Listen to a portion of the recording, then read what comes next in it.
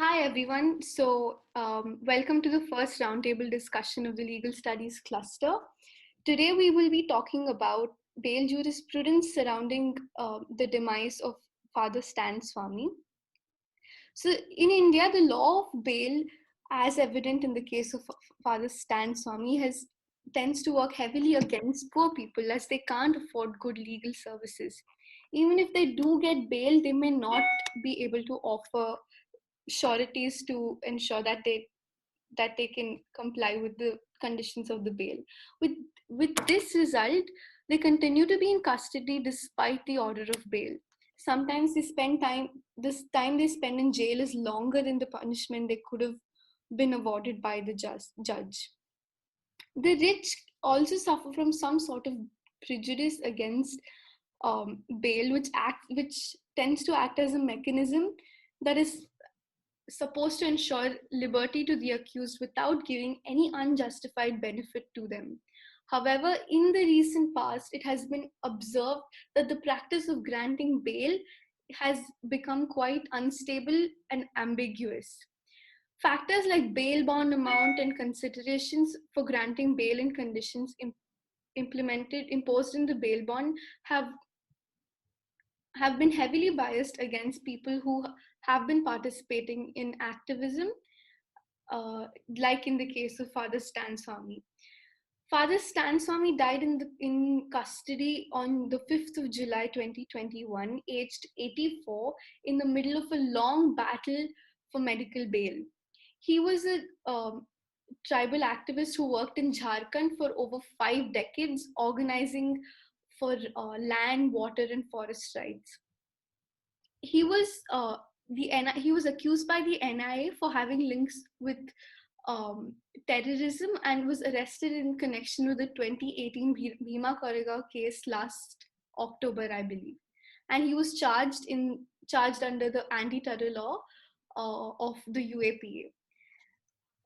As we know, the UAPA pretty biased has been pretty biased against people who have been accused to be participating in left-wing extremism, and the linking of Father Stan Swami with Bhima Koregaon uh, was the reason the bail wasn't granted to Father Stan Swami with respect to this case was because the collective interest of the community was set to outweigh the right of the personal liberty of the applicant. Now, I think the whole entire discussion of today will revolve around what exactly does this mean? What threat does an 84-year-old um, sick tribal activist with Parkinson's uh, present to the community as a whole? Why do they? Uh, why do people tend to serve a sentence from the day of detention, even if they are acquitted later? Does this mean conviction before the trial even ends? And is this abiding by the constitutional rights that are mandated to every individual in our country? Sanchali, you will take over and explain some more about this. Arrested several of the young Adivasis and the Mulvasis, which were the investing agents, and they had called them the Naxalites. So they were arrested, and these were the marginalized groups, and it included the Adivasi community as well, as they had criticized the government policies. And criticizing the government policies was often seen like as a waging war against the country, and there were several groups that were banned, and they were called the Maoists. So, Father Stanswami had filed a petition in the High Court asking for under trial prisoners to be released on a personal bond and for conducting a speedy trial as well. So, he also had sought for an appointment of a judicial commission to investigate the reason for his trial process, which was one of the main issues. And the second issue, which was also raised over here, is that he had filed a plea which challenged the Section 43, Part D of the UAPA Act, saying that it creates a lot of hurdles for any accused, which when they grant for the bail. He also challenged that his arrest was based on being linked with a frontal organizations And the definition, like the main issue over here of frontal organization, is the definition is quite arbitrary, and it is a clear violation of Article 14 and 21 of the Constitution. Over here, there is another fundamental right which comes into a huge debate is Article 19, which talks about liberty of an individual and how liberty of an individual and of the authority. So if the individual over here, the liberty of one individual creates it creates a problem for the country, then how is the person going to, is the person's fundamental right given importance over here, or is it like thought on the basis of a larger interest for the country? And another aspect which also comes over here is the section 167 of the CRPC, where it empowers the magistrate to remand the accused into a police custody for up to 15 to 90 days in the judicial custody. But here the remand order was questioned in this case because since he was an ailing senior citizen, how could, and he apparently, like, it was, this was even done before the trial, so there were investigations still which was going to repeating the last part. Yeah. Okay. So yeah yeah, so over here, but since like Father Stanswami was accused with a frontal organization group, and under the provision of the section 43DA, 43D of the UAPA, the judges rejected his bail. And so over here, if the fundamental right is, well, the fundamental right is not given importance over here based on the UAPA. So if anybody wants to say anything.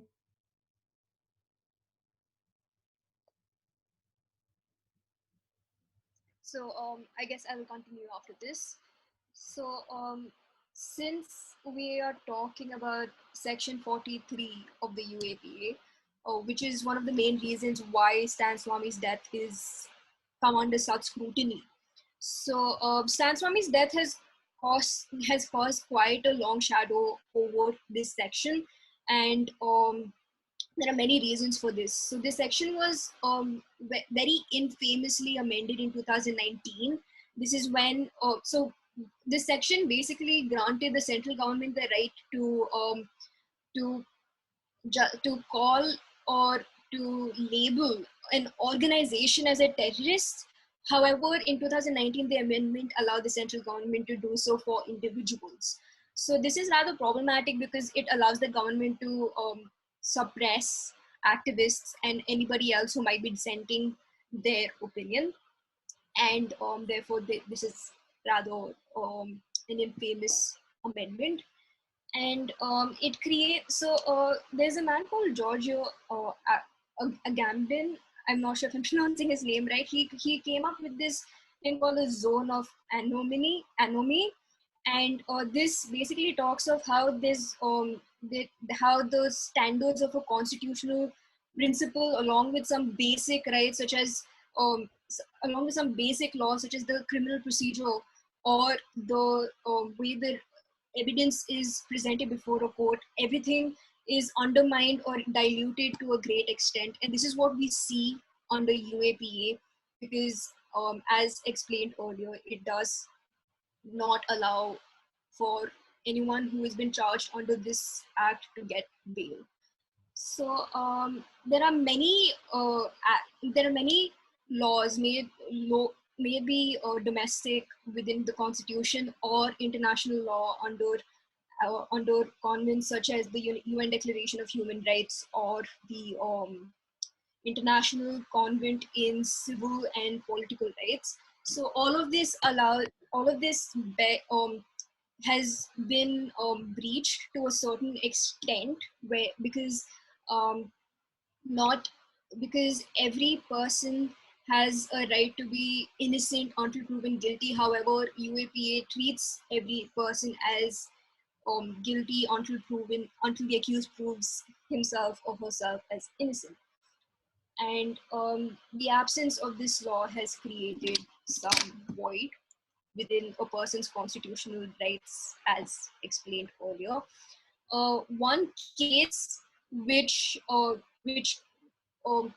a Supreme Court case called the Union of India versus K.A. Najib, which came which whose judgment came out in February 1st of 2021, which is this year, and many months before the Stan Swamy case, the courts acknowledged that the constitutionality of Section 43D is slightly, it does go against certain constitutional principles.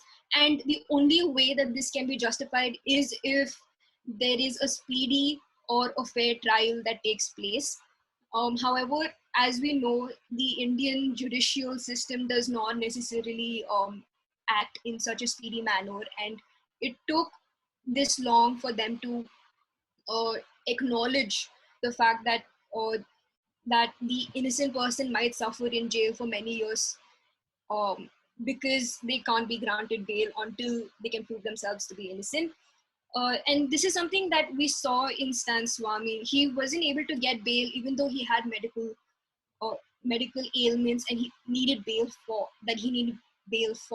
So the Supreme Court in this case stated that held that a constitutional court can provide bail for people if there are certain um, violations of their article 20 of their rights under article 21. And again, when we reflect upon Stan Swamy, we see that he had medical ailments and he has a right to life, which was not given as much importance in the given case, even though there were many months for them to be able to apply this judgment and provide bail for him to help him with his ailment. So thank you, I guess. Also, they did provide bail under the case of K. Najib, because they believed that since the judgment would go on for at least 3 to 4 years, and since there is no concrete evidence that the accused did um, commit the crime that he has been charged with, uh, he can get bail. Therefore, the courts do give bail under this act for reasons under Article 20. Thank you. Okay, thank you so much, Nandini.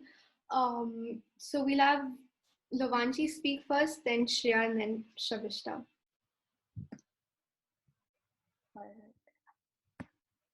I'm audible, right? All right. So as Nandini mentioned about the Najib case, and there, what I think is the critique can be the court put the amount of years the person has spent in jail or was incarcerated, and they were evaluating on the fact that this person has already been in jail for for good amount of time, and in proportion to the conviction they were supposed to have. And the other point was that the number of witnesses was still left to be examined, so there was no there was a very less probability that the trial can be taken place. So yeah, I think Supreme Court has not laid any concrete or discrete rule or some sort of precedent to be said that where bail can be given in situation when a person is booked under UAPA. And as we all know that under UAPA, as opposed to the general criminal law or a legal doctrine that bail is a law and jail is an exception. So in this UAPA, bail is an exception, and it can be only granted under 43D5, only under very narrow, narrow interpretation where the accused has to be there has to be case made by the prosecution that there are no reasonable grounds for believing that the person is prima facie involved in the case. And I think there so basically where I feel the whole this bail principle becomes problematic, if I solely look at the statistics, I will tell you the statistics. So according to the data from the National Crime Record Bureau, 1,226 cases were registered in 2019 as compared to 1,182 in 2018 and 900 in 2017. There were only 34 convictions and 16 were discharged and 92 people were acquitted. And these statistics shows the proportion, the acute proportion of people being booked under UAPA and number of conviction. And this shows how people who are still under the waiting for their trial to be take place, and who are still who are still waiting for their trial, like in this case Father Sten was waiting, and all other 16 or 17 activists who were involved in the same under the same charge. So I feel this really goes against the whole principle of whole right to be, the accused to be protected under the Article 21, because I feel like so basically in the amendment of 2019, we know that right to reputation is an intrinsic part of the fundamental right under Article 21. But under UAPA, an individual can be termed as a terrorist, prior to the trial. Like when the trial takes place, prior to that, that person would be entitled as terrorist. So I feel that also somewhere questions the constitutionality of the whole act. But here we are discussing the particular section, which is 43D. So basically, I was reading this judgment. It was recently passed by Madras High Court, and they said that. So basically, they said that if session court refuses the bail of a person who is booked under that person can only appeal in the High Court, and that too in a division bench under the section 21 of the NIA. So here a person cannot take the way of either 40 the CRPC 439, section 439, but has only one way, that is through the section of 21 section of 49, sorry, 21 section 21 of the NIA Act. And I believe this NIA Act is also problematic in the sense that it gives a very arbitrary and unfettered power to the central government, because NIA is directly under the central government, and it also somewhere destruct the whole state and center fiduciary relationship, because so basically an NIA is an agency, and it's an agency to counter terrorism, and they have the sole power to take cognizance of any suspicion or any to arrest any suspect without the concrete evidence or like a warrant.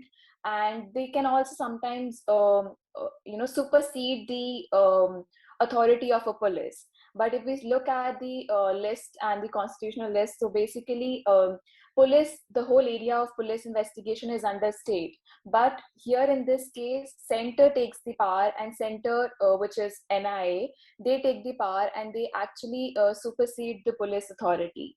So in this way, it also somewhere hint towards how NIA is, how it is biased towards minorities, towards the people or the activists who shows dissent. And how in this case also, in Father Stan's case, when he plead for getting the straw and the straw and the sipper, and it was refused because NIA said that it can go against, or some frivolous charges were given, or that how it should not be given. But if you look at it, it's just on a humane principle one can give. I mean, what harm can a straw and sipper cause to the authority? So that goes that tells us how um, arbitrary or like prejudice center can be, or like executive government can be in this case. And I feel that that a whole principle of NI being given also in so basically I also read that when police so basically if a police investigating the case and if NI feels that the case has to be come under the ambit of their agency, they can literally take away the case from police authority and keep under their ambit. So without any justifications, because it gives the whole act of NIA gives them like wide power to arrest someone or like to frame charges, some on basically which frame charges on the basis of some like sorry. Yeah, I think I'm done. You can cut that. Okay. You can cut the last sentence. I was like, I'm done. Yeah, that's fine. Shreya, you want to go next? Yeah, happy to. One So a second. couple of things. Savishta, can you turn your video on if it's okay? Sorry. Thank you. So there were a couple of things I wanted to address. I'm not sure if I'll be able to right now. I wasn't able to take notes to sort of collate all of my thoughts. So I'll put forth the few that come to mind right now, and then I'll ask for extra time a little later. So on the first point, just immediately picking up from what Lavanshi said, and please feel free to, jump in once I'm done to let me know if I've interpreted this correctly. But on the case of NIA as a whole, while I don't really understand the disparity of, and the imbalance in control between the state and the center on the subject, it's, and here, again, to play devil's advocate, I don't think it is to say that I do acknowledge the importance of the NIA as an anti-terrorist agency. I do understand the importance of an agency superseding the police force in the state in certain cases. Yes, that is this matter of it being subjective, right? The board of judges or the center or whoever is in taking that decision, so to speak, will essentially have more power, will go unchecked. And I think this is not just in the case of the legal system. It happens outside as well. When there are extreme measures taken in the interest of national security. Now, on the matter of and to my understanding, there are two paths, at least of severe importance in the case of Father Stan Swami, to my mind. One, of course, is the issue of I apologize. I need to check the name again. Yeah, 34D subsection 5 of UAPA, if I've said that correctly. And the second, of course, was the grounds on which Father Stan Swami repeatedly applied for a bail, the medical grounds. So again, I'm going to play devil's advocate here to perhaps make things more interesting or to be entirely wrong. But yeah, I think we discussed the first half of it in fair detail. And honestly, like I said before, I'm not going to really argue much on the point of whether or not Father Stan Swami's arrest under sort of the allegations that were made by the NIA were lawful or not. I think that is subjective, and that's something that maybe you all would be better informed on than I am. But on the medical grounds, and again, picking up from what Avanshi said, since the detail just stuck with me about, and I'm appealing to the humaneness of the court and what they did. And I'm citing an article from News 18 that sort of outlines the timeline of this case and how it went about. And drawing from this source, essentially, it sort of talks about two things. One, the point of time at which the arrest was made by NIA. It says, and I quote, Stan Swami was examined by the medical practitioner, and accordingly his health condition was certified to be stable as per section 54 of the CRPC. This is at the time of arrest. As it is common knowledge that he was suffering from Parkinson's disease and often needed help carrying out his daily tasks. But then again, this is something that they have on record, and I believe the court-appointed medical practitioner did give him a clean bill of health, and he was arrested subsequently. On the second point, which is on May 20th, and here I quote again, on May 21st, Stan Swamy had filed a criminal appeal before Bombay High Court, regarding which Maharashtra had filed the medical report of board of directors constituted by JJ Hospital. He was advised by the court to be treated at JJ Hospital. However, he refused to get admitted in JJ Hospital. Subsequently, the Bombay High Court allowed Stan Swamy to be shifted and treated in Holy Family Hospital, Bandra, along with one attendant as per protocol. On May 28, 2021, the activist tested positive for COVID as well. The state of Maharashtra was directed to provide protection during the treatment. I do believe that it's a point of contention whether or not the state provided adequate protection. I believe the point of contention from his lawyer, Mr. Desai, was also with regards to the conditions he was kept in jail. However, I do believe that, and please feel free to jump in, I would love to hear your opinion on this, that the reason that this case has blown up to a large extent is also because of the untimely demise of Father Stan Swamy. And it is important to understand the conditions under which this happened. Was it really mistreatment by the court? Was it an overlooking of the facts of the case, or sort of negligence or discrimination against Father Stan Swamy? Or was it an unfortunate event? And here again, please don't take my words literally. I'm not being insensitive to the case. It simply means that and from what I understand, from what I've read so far, is that Father Stan Swamy's demise was also in part owed to the complications arising from his COVID-19 illness, which is severely unfortunate, but it in no way says or points to a sort of negligence or misjudgment by the medical practitioners prior to sort of his demise. That's essentially where I'd like to end. I think apart from this, there was one more point I had to make.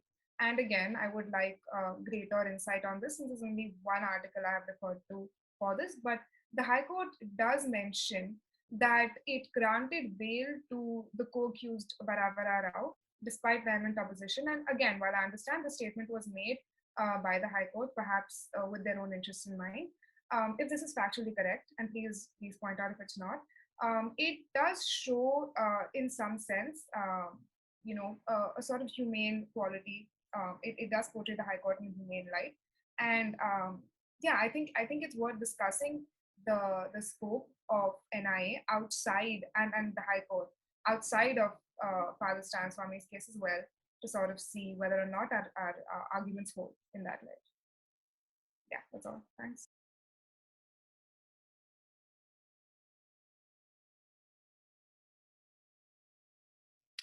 Thank you. That was like a whole new perspective that you brought into the discussion. So if I could, since you pointed out that his medical condition was, just give me a minute.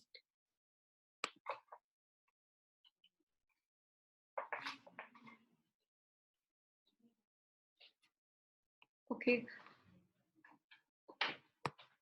Shravishta, you can hear us right now? Yeah, I can hear you. Sorry, there was a glitch. No, that's fine. So I was saying that since she pointed out that Father Stan Swamy's medical conditions were compounded because he contracted COVID, I think one important point that we can bring forward in light of the pandemic is that overcrowding has always been an issue, especially in Indian prisons, where, as we know, our population is massive and the space we have is not proportionate to the same. And in light of the pandemic, which is a contact, you contracted through contact, right?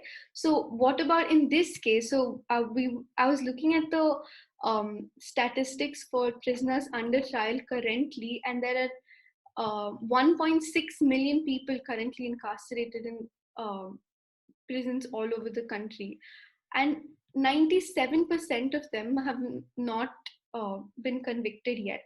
Some of them have been in jail for 10, 20 years. So in light of this, is exploring an alternate solution to prison, to detaining those under trial important. Solutions like house arrest or things like that. So that's one thing I wanted to bring forward. Another thing is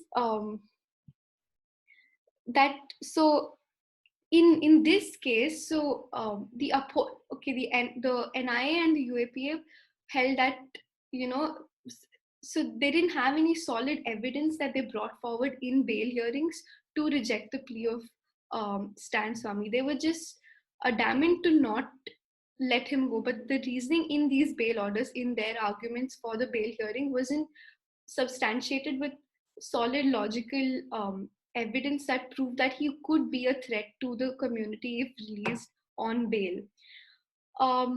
This is a trend in UAPA cases, as Lovanshi and Sanchali and Nandini also pointed out, that the upholding of dissent or of a difference in opinion as a part of constitutionally protected rights of free speech has, as a judicial reasoning, has been evading courts, across high courts and the Supreme Court as well across the country.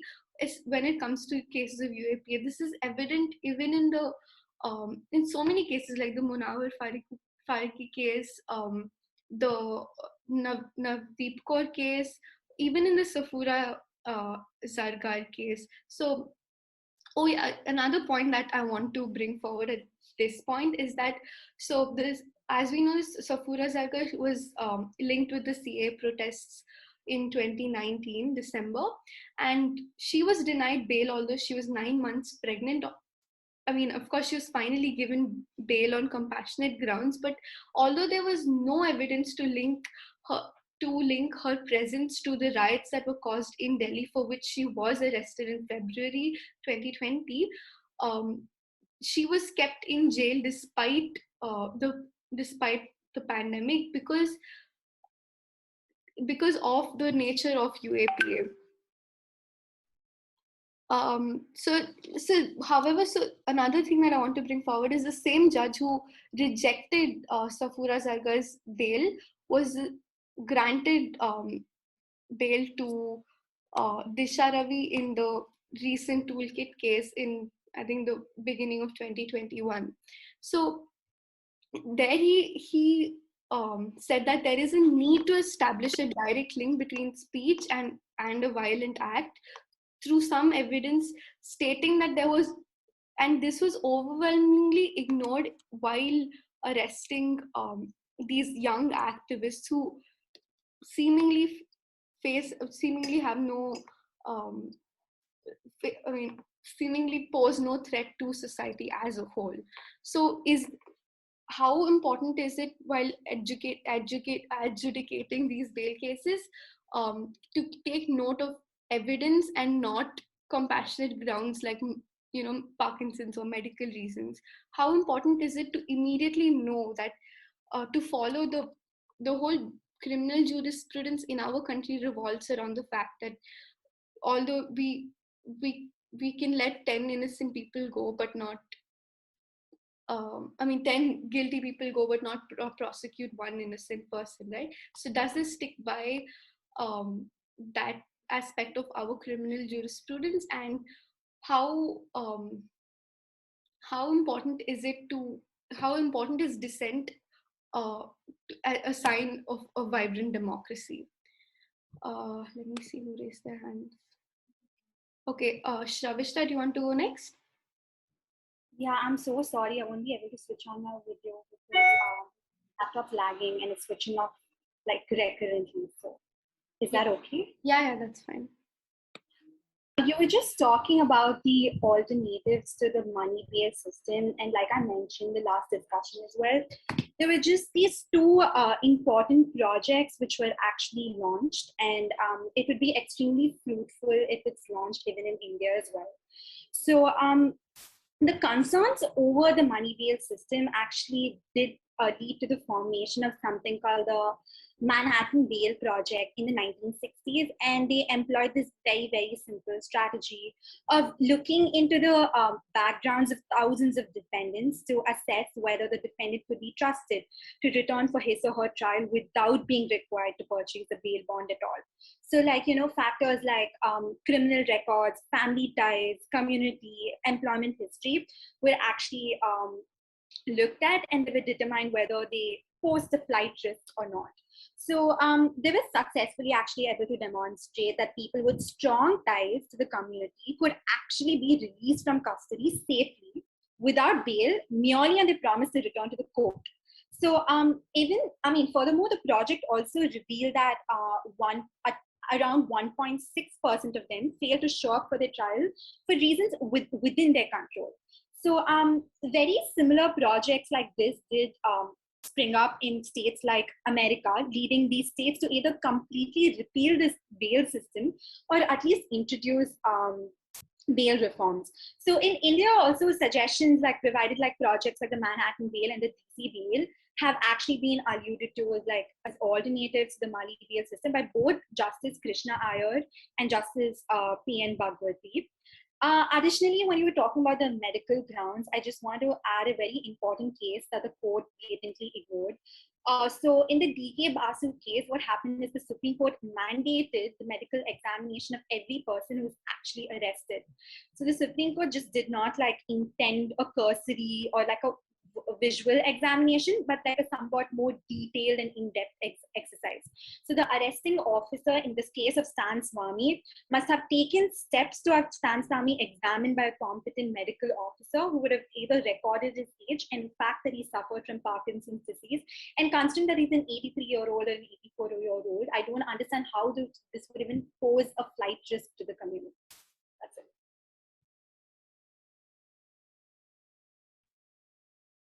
Okay, thanks. Nandini, you can go next. Right. I would like to extend on the point that you made about Zahoor Watali. And what I would like to say about that case is that it is a good example of how the courts sided with the pre-trial incarceration that was placed by the government.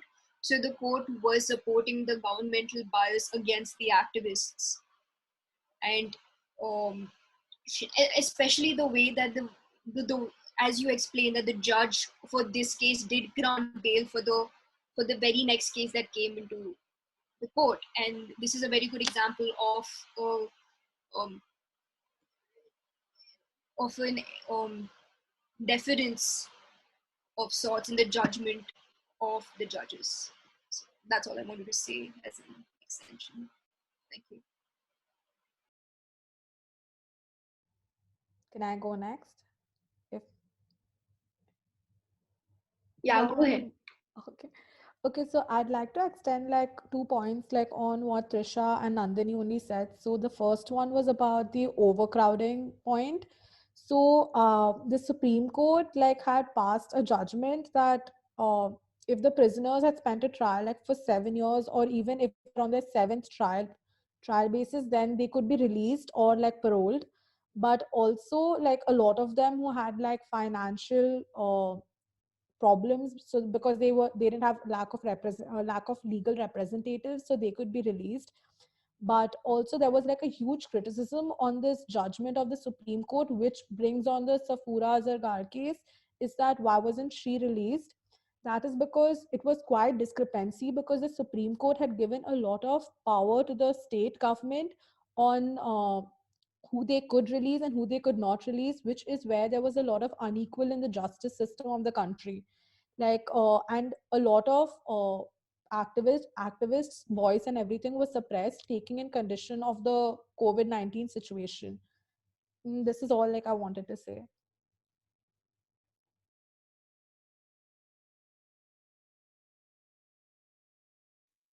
Yeah. Oh, wait 1 second. Nandini and Shavishta, you have your hands up.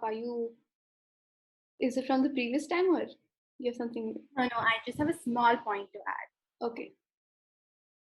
I just want to say that bail has been actually used by the police and the courts not to indict the low risk poor, but those who don't like subscribe to the state's majoritarian Hindu ideology, and there's been an increasing trend which is very apparent in the contemporary era.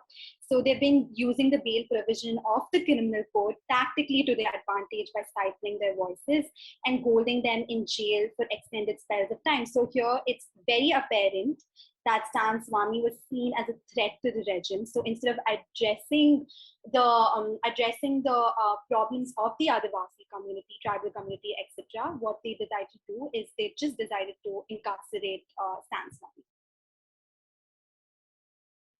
Yeah, definitely, and closer to like, I'm sorry. Yeah, I think I just like hear- some of his opinions were like against the opposition parties and everything. So that is why they kept on delaying his bail and everything. Like, if I'm not wrong, there was something like this, right?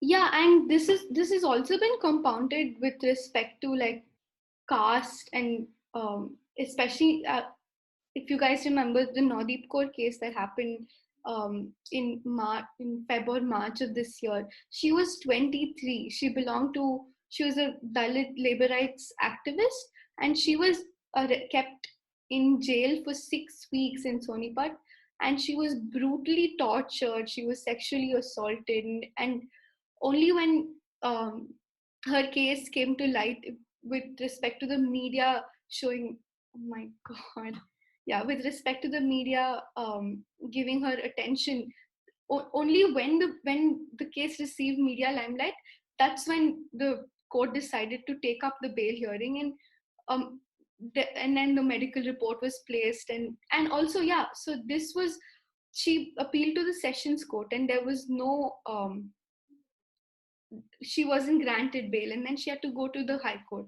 And imagine the hassle of not even being guilty of protesting and participating in a peaceful demonstration, and having to go through such a long procedural aspect to for the basic fundamental right of bail. Even in the case of Munawar Farooqui, he was finally granted bail by the Supreme Court, so he had to go through levels to actually gain that fundamental right of liberty for a crime that there was no evidence to prove that he even committed it. It's very sad that a lot of judges are also yielding to popular pressure in with respect to granting bail, and not um, examining the facts of the case and the substantial evidence to back the allegations made by the prosecution. I think, yeah, we've been speaking for 40 minutes, right? I think way beyond that. Okay, amazing. So, I mean, if I edit out like say 10 minutes, then it's still okay. So, Sanchali, do any of you want to conclude, or do you want me to go ahead and do it? Have we like covered all the topics, like everything? And like how long should it be? I think 40 minutes is fine. So, we started at like 6:40 and it's 7:27 now. So, I think it's fine. I think it's fine then. You can conclude, it's fine. One sec. Or if anybody else also.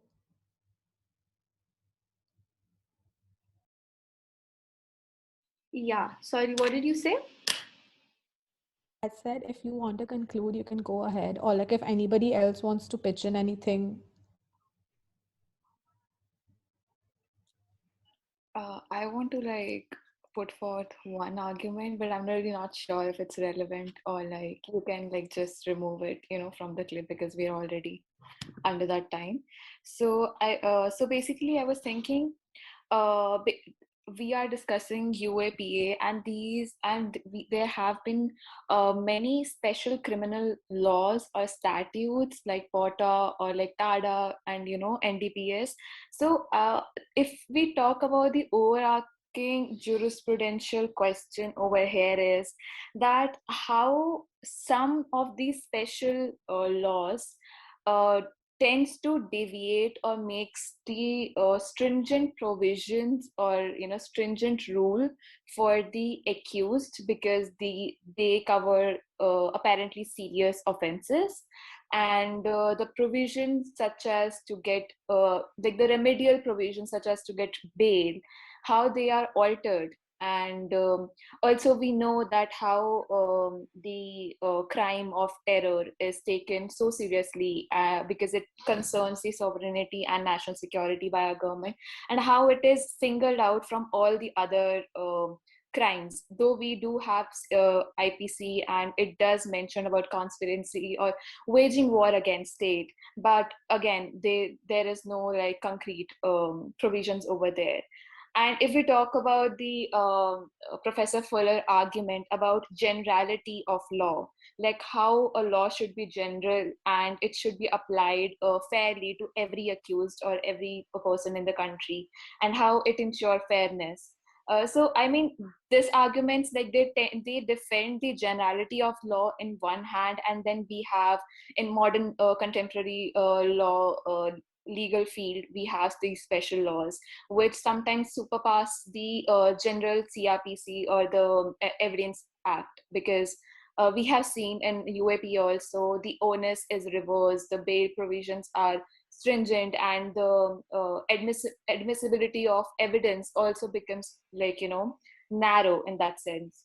So basically, I mean, there arises a question like, do we so basically, do we what to what extent, or what is the threshold to what is the threshold to make a demarcation in a sense that it doesn't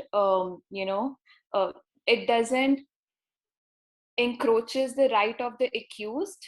Like, to what extent we frame these special laws, to what extent we alter these provisions that it doesn't surpasses the right, or where the right is the right of the accused starts, or what are the or the basic safeguard that our constitution establishes. So I think that's the argument I want to put forward.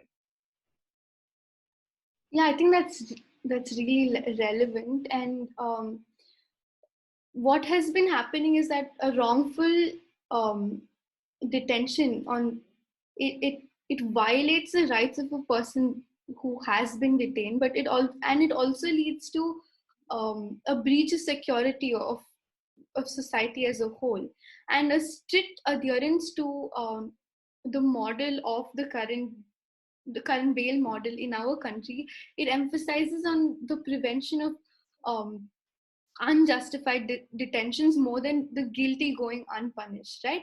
So although the CRPC has been modified, I think in 2004 or 5, I'm sorry, uh, although the CRPC has been modified to sort of reduce the number of pre-trial detentions that has been taking place, the frequency of arrests has happened to remain the same, and the associated stigma that has also come up as a result of social conditioning has also been a point of extreme concern amongst the judiciary, and it has been repeatedly highlighted by the Supreme Court, as well as you guys mentioned in the judgments that we spoke about just now.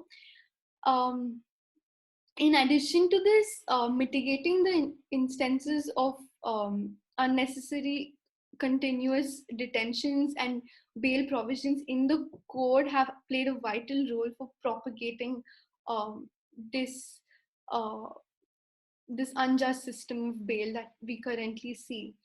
There was no utility in keeping 1 second, sorry, Sanchali, you have your hand raised. I wanted to like continue with Lovanshi's point that time, but you're quite answering everything, so it's fine. Like, I had like two questions. Like, it wasn't a question, basically like a statement with what she was saying, because I think the source where she got it from, even I had the same source. So I mean, it was basically like, even how in general, like in India, I feel like the criminal law, when anybody is accused of something under the IPC, like their liberty and like is automatically questioned, and there's already a restraint on their liberty, which is automatically like their the provisions under the part 3 of the constitution, like uh, they can't rely on it. And even the criminal system in India, like which follows the maxim of like innocent until like proven guilty, it is not designed to protect the individual liberty like in general. So this is how, like, once a person goes into jail and everything, all their fundamental rights and everything are just blocked, like they can't access to anything, like, which is quite similar as well, I feel, in this case. That is all like I wanted to say. Yeah, I mean, there was no reason to keep Stan Swami incarcerated and continuously violate his fundamental rights and repeatedly, right? So this refusal to convert so he had requested for house arrest as well multiple times, and and he refused to um, go to. So the jail, Taloja jail, had 3 Ayurvedic doctors, and he refused to go to them because they do not have the means to treat the kind of medical issues he had and to understand the seriousness of what was happening. And this refusal to convert his detention incarceration to house arrest, it's not in accordance with the various Supreme Court judgments that have been um, uh, that have been stated previously to um, I'm sorry, yeah, I forgot what I was. Okay, yeah. So this has not been in accordance with the various Supreme Court judgments that have been um, extolling the virtues of house arrest. And in this instance, I think the question we must ask is, what is the power of the prosecution, and in stating these unproven allegations that blinds the court to compelling reason and judicial conscience. So courts have been repeatedly um, demonstrating that they are at their weakest, and in cases of terrorism and I mean, quote unquote, terrorism and national security, in the case of activists raising their voice um, in accordance with dissent. So the entire purpose of bail is to give liberty to a person who in a non-custodial trial, right? Otherwise, the option is to keep everybody in custody till the trial. So, and we know that there are various considerations while considering bail, and uh, like the accused must be available for the trial, which means that he must not abscond, or that he does not seek to tamper with the evidence of the case. In both these considerations, conditions can be imposed on the accused. He can be monitored to ensure that he's not leaving the city limits. The crime scene can be monitored to ensure that the accused is not tampering with evidence, or at least the court must have um, reasonable grounds to believe that the accused is capable of doing either of these acts. There are some crimes in which it is claimed that bail shouldn't be granted. This is where crimes are of such a serious level where releasing the accused into society would be a danger to society. But the question here is that an 84-year-old priest is incapable of being um, a serious threat to society. And to what extent did the um, courts in India fail him in terms of this? And can it be termed as an institutional death or not? I think that was kind of what our entire discussion revolved around, and I think it was a fruitful one, and I hope you all gained something from this.